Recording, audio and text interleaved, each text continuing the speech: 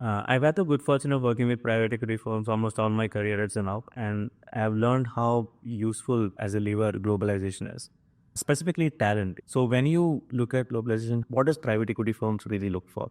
They look for, of course, savings, because savings translates into EBITDA multiples and higher valuations and better exits.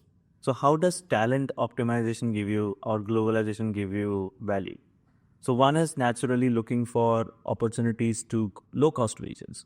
If you have a portfolio that is heavily located in a high-cost region like US, Europe, if you explore a location like India, moving just one talent gives you 100,000 saving.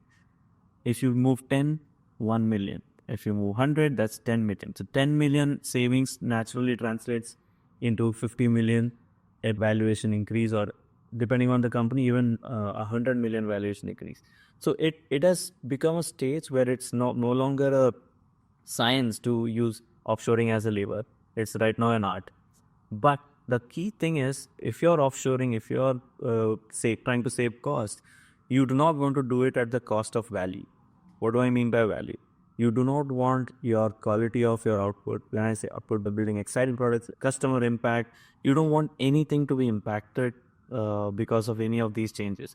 You want at least equal, if not better value. So how do you tackle that? So if you consider a location like India, for example, you could pick up any top city and you could set up a team that is comparable to a team in Silicon Valley.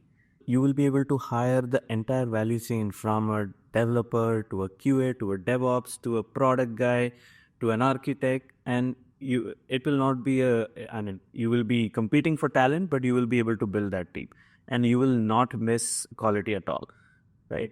So, but let's not think about just moving talent from one place to another. How about building new capabilities? Now you want to set up the cutting edge team of AI professionals right now. So if you want to do that for even a 10-member team, that's easily $2 million worth of investment in US.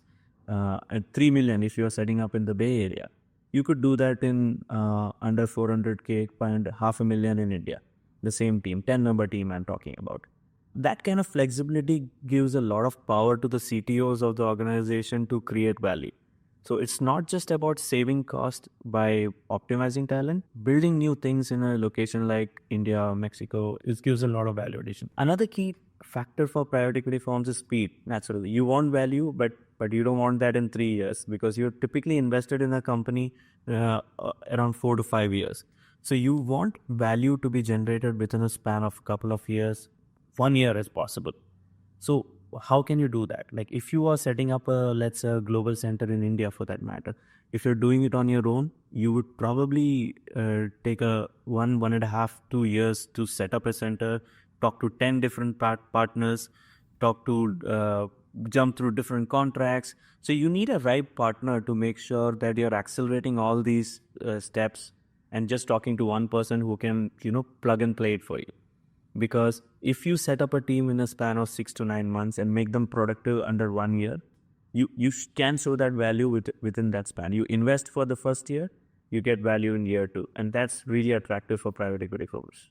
And it's not just software teams, right? You can set up, I have an example of a company, a PE portfolio company that set up a revenue cycle management team in India, in Chennai for that matter.